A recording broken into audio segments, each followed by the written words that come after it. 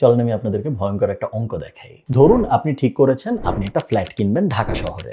ঢাকায় যখন আমি এই ভিডিওটা রেকর্ড করছি তখন প্রত্যেক স্কোয়ার ফুটের দাম ৬,০০০ টাকা থেকে ২০,০০০ টাকা পর্যন্ত অন অ্যাভারেজে। আপনি যদি গুলশান, বনানী এরকম প্রিমিয়াম এলাকায় বা অনেক ক্ষেত্রে অনেকে বলবে ধানমন্ডিও, প্রিমিয়াম এলাকাগুলোয় আপনি যদি বাসা কিনতে চান সেই ক্ষেত্রে প্রত্যেক স্কোয়ার ফুটের জন্য আপনার ১৭,০০০, ১৮,০০০, ২০,০০০, ইভেন কোনো কোনো জায়গা আছে যেসব জায়গায় আপনার ২৫,০০০ পর্যন্ত দিতে হইতে পারে। আমি ধরে নিচ্ছি আপনি আমার মতো অত বড় লোক না, আবার সুপার গরিব এরকমও না, মোটামুটি মধ্যবিত্ত, এবং আপনি মোহাম্মদপুর, বনশ্রী, রামপুরা, বাড্ডা, মিরপুর এই ধরনের এলাকাগুলোকে টার্গেট করতে চাচ্ছেন নিজের ফ্ল্যাটের জন্য। এই ধরনের এলাকাগুলোকে যদি আপনি টার্গেট করেন অন অ্যাভারেজে আপনার প্রত্যেক স্কোয়ার ফুটের হিসাবে ৬,০০০ থেকে ৭,০০০, ৮,০০০ এরকম আসবে। আহামরি বিশাল ফ্ল্যাট আমরা কিনবো না, ১,০০০ স্কোয়ার ফিট ২ বেডরুমের একটা ফ্ল্যাট আমরা কিনতে চাই। তাহলে হিসাবে কি আসতেছে?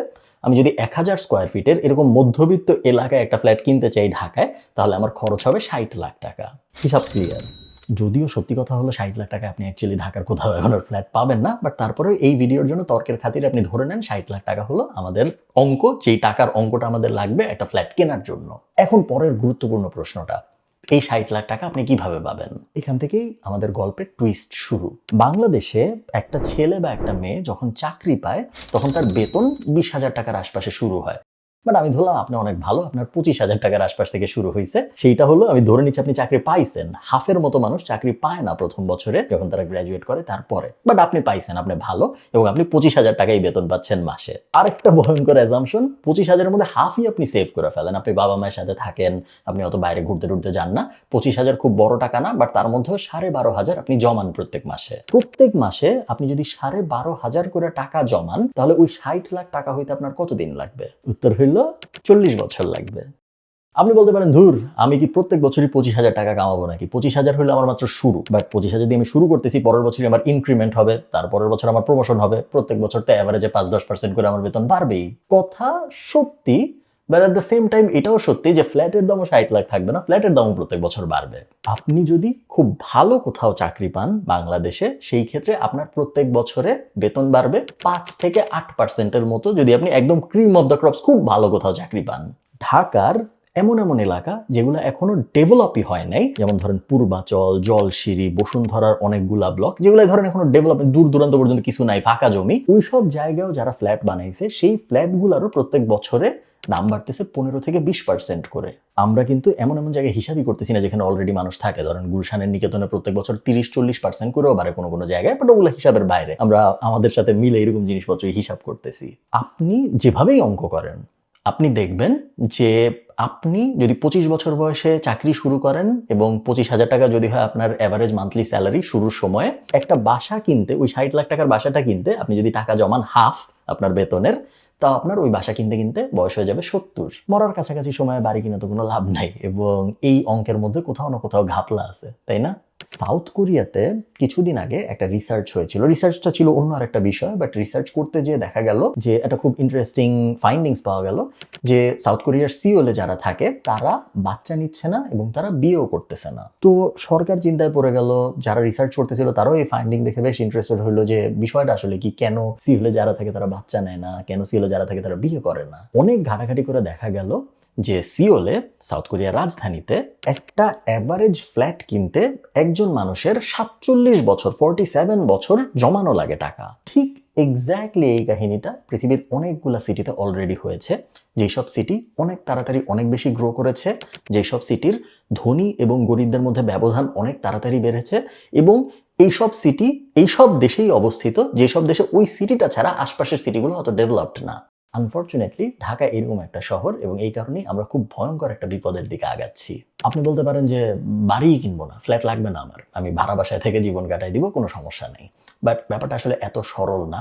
একটা ফ্ল্যাট বা একটা থাকার জায়গা অনেক কারণেই মানুষের লাগে, এবং একটা তো সাইকোলজিক্যাল, যতদিন পর্যন্ত আপনার একটা ফিক্সড ইনকাম এক্সপেন্স হিসেবে ব্যয় হইতেই থাকবে ভাড়ার হিসাবে, ততদিন পর্যন্ত আপনি অ্যাকচুয়ালি ফাইন্যান্সিয়াল ফ্রিডম অ্যাচিভ করার যে ফার্স্ট রুল, ওই রুলটাই এনশিওর করতে পারবেন না, যে এই রুলটা হলো গিয়ে এক্স্যাক্টলি জানা কত আমি খরচ করতেছি প্রত্যেক মাসে। যখন আপনি ভাড়ায় থাকেন কোথাও, তখন অনেকগুলো আনসার্টেনিটি বা ভ্যারিয়েবল ফ্যাক্টর চলে আসে নিজেদের জীবনে। তার মধ্যে একটা হলো ভাড়া বাড়তে পারে, আরও বড় আনসার্টেনিটি বা ভ্যারিয়েবল হলো ভাড়ার বাসা ছেড়ে দিতে হইতে পারে, তখন আমার নতুন আরেকটা খুঁজতে হবে। সেইটা কোথায় পাচ্ছি আমি? আমার চাকরির লোকেশন থেকে সেটা কত দূরে, আমার স্কুলের পড়তে যায় যে বাচ্চা তার লোকেশন থেকে কত দূরে, এটার উপর ভিত্তি করে অনেকগুলো খরচ আমার বেড়েও যাইতে পারে। স্কুলের ডিস্টেন্স যদি অনেক বেশি হয় তাহলে আমার ট্রান্সপোর্ট খরচ বেড়ে যাবে, চাকরির ডিস্টেন্স যদি আমার বেশি হয় তাহলে আবার আমার কোয়ালিটি অফ লাইফ অনেক স্যাক্রিফাইস হয়ে যাবে। সো অনেকগুলা ব্যাপার আসলে চলে আসে, যেই কারণে আপনি কখনোই এত সহজ করে বলতে পারবেন না যে দূর আমি বাসা কিনবো না, আমি ভাড়া থেকে জীবন কাটাই দিব। ব্যাপারটা ওইরকম না। অনেক অনেক রিসার্চে দেখা গেছে কোয়ালিটি অফ লাইফ এবং হ্যাপিনেস ইন্ডেক্সে যারা তাদের রেসিডেন্স ওন করে তাদের মাত্রা অনেক অনেক বেশি কম্পেয়ার টু যারা তাদের রেসিডেন্স ওন করে না। এবং এরকম অনেক রিসার্চও হয়েছে যেগুলো দেখা গেছে যে এমন একটা এলাকা, যেই এলাকায় সবাই বাসার মালিক, ধরেন ওই এলাকায় 50টা বাসা আছে, ওই 50টা বাসায় যারা থাকে তারা সবাই ওই ফ্ল্যাটগুলোর মালিক, ভার্সেস আরেকটা এলাকা যেখানে 50টা বাসা আছে কিন্তু 30টার মধ্যে মালিক থাকে, বাকি 20টা ভাড়া দেওয়া। সেকেন্ড এলাকাটা যেখানে 20টা ভাড়া দেওয়া, ওই এলাকার কন্ডিশন, ওই এলাকার অ্যাটমসফেয়ার, ওই এলাকায় ক্রাইম রেট, ওই এলাকা কতটুকু ময়লা কতটুকু পরিষ্কার, অনেক অনেক বাজে কম্পেয়ার টু যেটায় অ্যাকচুয়ালি 100% ওনাররা রেসিডেন্ট হিসেবে থাকে। সো অনেক অনেক ব্যাপার থাকে যে গুলা আসলে এত সহজেই আপনি ইগনোর করে বলতে পারবেন না যে আমি ভাড়া থাকবো। তাহলে কথা হলো আমরা করব কি? আমরা তো চাইলেও আসলে বাসা কিনতে পারতেছি না, কারণ অঙ্ক করে আমরা দেখতে পারতেছি যে ম্যাথমেটিক্যালি এই জিনিসটা মেক সেন্স করে না যে আমি একটা বাসার মালিক হব।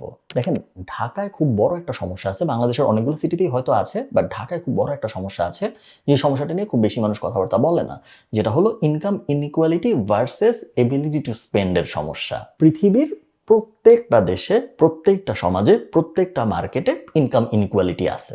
1%, 5%, 10% মানুষের কাছে যেই সম্পদ, বাকি 90%-এর যোগ দিলেও দেখা যায় এই সম্পদের সমান হবে না। পৃথিবীর প্রত্যেকটা মার্কেট, যেগুলো ক্যাপিটালিস্টিক মার্কেট সেগুলো আছে, ইভেন সোশ্যালিস্টিক মার্কেট যেগুলা রাশিয়া বলেন, চায়না বলেন ইত্যাদি, ওইসব জায়গায় এই কাহিনী আছে। এটা নর্মাল। বাংলাদেশেও ইনকাম ইনইকুয়ালিটি আছে, কিছু মানুষের কাছে অনেক টাকা, অনেক মানুষের কাছে অনেক কম টাকা। কিন্তু ঢাকায় বা বাংলাদেশে একটা বড় সমস্যা আছে, যে সমস্যাটা অন্য অনেকগুলো বড় বড় মার্কেটে নাই। সেই সমস্যাটা হইল বড় লোকদের এবিলিটি টু স্পেন্ড অনেক লিমিটেড। এই কথার মানে কি? এই কথার মানে হলো, ঢাকায় যদি আপনি অনেক বড় লোক হন, ধরেন আপনার 50 কোটি টাকা আছে, বা আপনার 100 কোটি টাকা আছে, বা আপনার 200 কোটি টাকা আছে, এরকম অনেক মানুষ কিন্তু আছে ঢাকায় যাদের 50 কোটি, 100 কোটি, 200 কোটি টাকা আছে। এই মানুষগুলার এবিলিটি টু স্পেন্ড, খরচ করতে পারার জায়গা খুব কম, কারণ বাংলাদেশ এমন একটা দেশ না যেখানে আপনি চাইলেই অনেক খরচ করতে পারবেন। আমেরিকায় যদি আপনার 50 কোটি টাকা থাকে, আপনি কালকে একটা টেসলা কিনতে পারেন, পরশুদিন একটা প্রাইভেট জেট কিনতে পারেন, তারপরের দিন একটা রোলেক্স ঘড়ি কিনতে পারেন, তারপরের দিন অনেক মায়ামিতে আপনি একটা ভ্যাকেশনে যেতে পারেন, আপনার হাতে অপশন অনেক। বাংলাদেশে যদি হন, আপনি তো একটা টেসলা কিনতে পারবেন না, চালাবেন কোথায়, তাই না? রাস্তা ইনফ্রাস্ট্রাকচার রেডি না। আপনি চাইলেই একটা রোলেক্স কিনতে পারবেন না, আপনার সিকিউরিটি কনসার্ন আছে যে রোলেক্স পরে আমি বাইর হব, কেউ যদি চুরি করে তাহলে আমার কি হবে। আপনি চাইলেই বলতে পারবেন না যে ঠিক আছে আমি আমার দেশের ভিতরে ঘুরতে যাই, কারণ দেশের ভিতরে আপনি কই বা ঘুরতে যাবেন, ওই জায়গা হয়তো অত ডেভেলপ না, বা আপনার যে ইকোনমিক কন্ডিশন এখন, ওটার সাথে হয়তো ওই জায়গার টেস্ট এখন আর আপনার মিলে না। আপনি বলতে পারেন যে আমি বিদেশ যাব ঘুরতে, কোনো সমস্যা নেই। এবং এটা সত্য, বেশিরভাগ বাংলাদেশি বড় লোক যারা আছে তাদের একমাত্র স্পেন্ডিং এর যে এবিলিটি, সেটা ওইটাই যে সে বিদেশ যায়, এবং বিদেশ যায় সে খরচ করে। বিদেশ যাওয়াটাও বাংলাদেশিদের জন্য অনেক বেশি সংকীর্ণ হয়ে যাচ্ছে আস্তে আস্তে, এবং এমন একটা সময় হয়তো খুব তাড়াতাড়ি আসবে যখন বেশিরভাগ মানুষের জন্য বিদেশে ঘুরতে যাওয়ার অপশনও অনেক বেশি রেস্ট্রিক্টেড হবে। ওই আলাপ আমরা বাদ দিই, আমরা ধরে নিই হ্যাঁ, একটা অপশন বাংলাদেশি বড় লোকদের আছে, যে তারা বিদেশ ঘুরতে যায়, এবং বিদেশ ঘুরতে যায় তারা অনেক টাকা খরচ করে। দেখেন, প্রবলেম হলো যখন আপনি এরকম একটা ইকোনমিতে থাকবেন যেখানে আপনার ইনকাম অনেক, কিন্তু আপনার খরচ করার এবিলিটি আসলে নাই হতো, কারণ খরচ করার তো অপরচুনিটিই নাই ওই মার্কেটটার ভিতরে, তখন একটা বড় সমস্যা হয়। বড় সমস্যাটা কি? বড় সমস্যাটা হলো এই বড়লোক মানুষগুলা ল্যান্ডে এবং অ্যাপার্টমেন্টে এবং স্টেবল অ্যাসেটে ইনভেস্ট করা শুরু করে, কারণ তাদের এক্সপেন্স করার কোনো অপশন নাই। ধরেন আপনার হাতে 50 কোটি টাকা আছে বা 100 কোটি টাকা আছে বাংলাদেশে, আপনি বিদেশে ঘুরতে গেলেন, আপনি তো ঘড়ি কিনবেন না, আপনি দামি গাড়ি কয়টাই বা কিনবেন, একটা কিনবেন, দুইটা কিনবেন, শেষ। আপনার হাতে আর তেমন কোনো অপশন নেই। এখন কি করবেন? আপনি ফ্ল্যাট কিনবেন, আপনি জমি কিনবেন। এখন ফ্ল্যাট আর জমি আপনি কোন জায়গায় কিনবেন? আপনার কাছে 50 কোটি টাকা আছে, আপনি তো ফ্ল্যাট আর জমি উত্তরবঙ্গে যায় কিনবেন না, আপনি ফ্ল্যাট আর জমি কিনবেন হয় অলরেডি এস্টাবলিশড মার্কেটে, সো গুলশান, বনানী, বারিধারা, যেসব জায়গা আমরা অলরেডি জানি অনেক বেশি অ্যাপ্রিসিয়েটেড, ওই জায়গাগুলায়। অথবা আপনি এমন এমন জায়গায় ফ্ল্যাট কিনবেন বা জমি কিনবেন যেসব জায়গায় আপনি জানেন যে উপরের দিকে যাচ্ছে, তো আপনি বসুন্ধরায় কিনবেন, পূর্বাচলে কিনবেন, জলশিরিতে কিনবেন, ইত্যাদি জানেন ওগুলো অ্যাপ্রিসিয়েশন হবে সামনে। এতে করে কি হয়?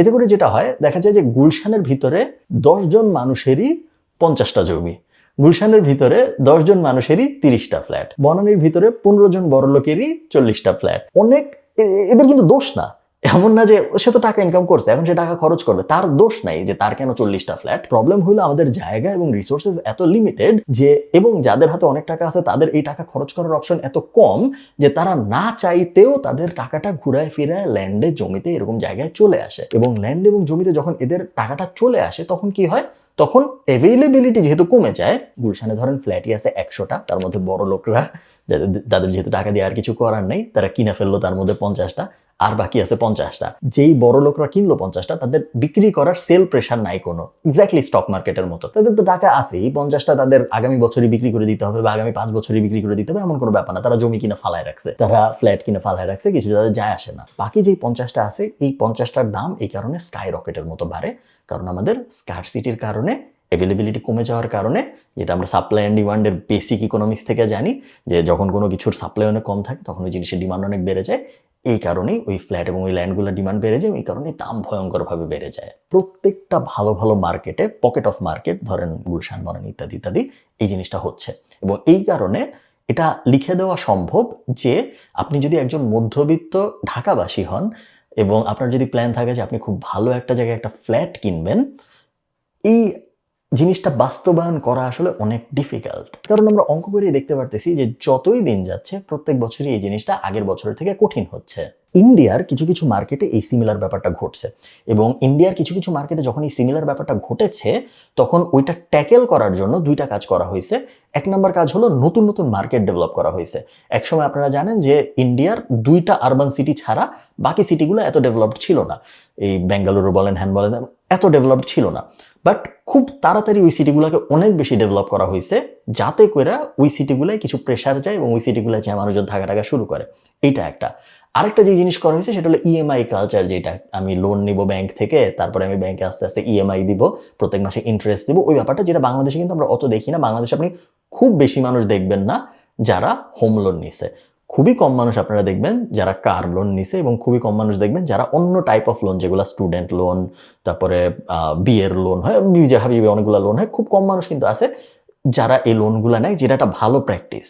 বাট এই ভালো প্র্যাকটিসটা আপনি কন্টিনিউ করতে পারবেন না বেশি দিন, তার কারণ মার্কেটটাই এমন একটা জায়গায় চলে যাচ্ছে যে লোন না নিয়ে আপনার পক্ষে ওই টাকাটা ম্যাচ করাটা কখনোই পসিবল না। এখন আমি বলতেছি না যে সরকার, ফাইন্যান্সিয়াল ইনস্টিটিউশন, ব্যাংকস, তারপরে বিগ ব্রাদার্স সবাই মিলে প্ল্যান করে এই জিনিস ঘটাইছে, এরকম না।